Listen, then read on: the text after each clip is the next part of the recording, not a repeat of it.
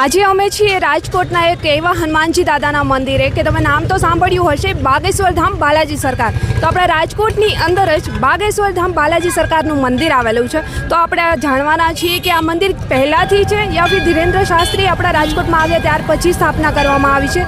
અને સ્થાપના કરવા પાછળનો હેતુ શું છે કે બાગેશ્વર ધામ બાલાજી સરકારને આપણા રાજકોટની અંદર બિરાજમાન કરવામાં આવ્યા છે. તો સૌથી પહેલાં તો તમે જણાવો કે બાગેશ્વર ધામ બાલાજી સરકાર મંદિર અહીંયા આવેલું છે.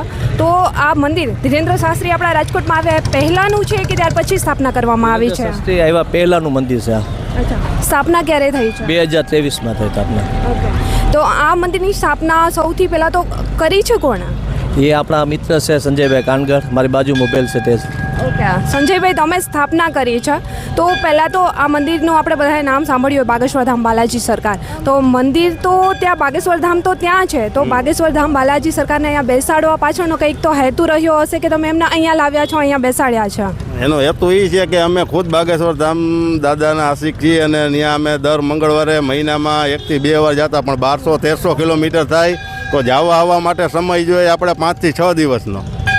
એ હિસાબે દાદાને પછી અહીંયા આપણે અમારા હનુમાન દાદાનું મંદિર અહીં બનાવવાનું જ હતું. પછી દાદાનું નામ બાગેશ્વર દાદા નામ આપ્યું ને અહીંયા મંદિર છે સ્થાપના. એટલે ધીરેન્દ્ર શાસ્ત્રી જ્યારે આપણે રાજકોટમાં નહોતા આવ્યા એ પહેલાંનું મંદિરની સ્થાપના તમે અહીંયા કરી દીધી છે? હા, અમે તો 2021ની સાલથી જઈએ છીએ ત્યાં.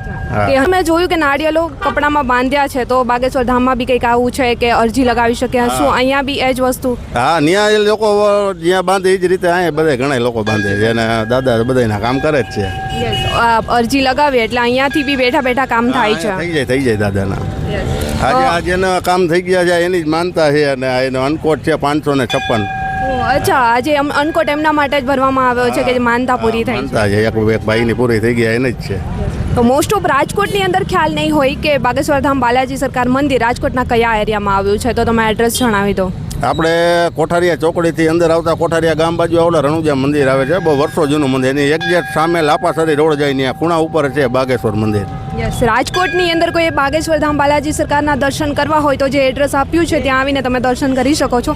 અને ખાસ તો કહી શકાય કે બાગેશ્વર ધામ ન જવું પડે હનુમાનજી દાદાના દર્શન કરવા માટે, એટલે સ્પેશિયલી ભાઈએ બાલાજી સરકાર બાગેશ્વર ધામ બાલાજી સરકાર આપણે કહીએ છીએ એમને અહીંયા જ બિરાજમાન કરી દીધા છે, બરાબર ને? શું કહેશો ભક્તોને? હા, જે કોઈ લોકો ત્યાં નથી પહોંચી શકતા કે ભાઈ કોઈ એવા ગઈઢા માણા હોય ન જઈ શકે, કોઈની પરિસ્થિતિ એવી હોય, હું ખુદ ત્યાં જાઉં તો 5 થી 6 દિવસનો સમય, 2 દી જતા થાય ને 2 દી આવતા થાય, એકાદ તમે તો 5-6 દિવસ તો થાય જ. હા, તો જે કોઈ ના પહોંચી શકે તો અહીંયા પણ દર્શન કરી શકે એમ. તમે કેટલો સમય ત્યાં બાગેશ્વર ધામ ગયા હશો? કેટલા વર્ષો ગયા? 2021 થી અમે જઈએ છીએ. 2021 થી ત્યાં તમે દર્શન કરવા જતા હતા અને